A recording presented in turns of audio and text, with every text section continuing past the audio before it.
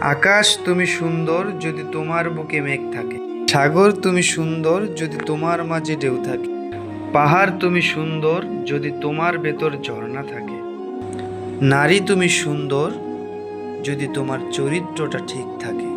হ্যাঁ, এটাই বাস্তব।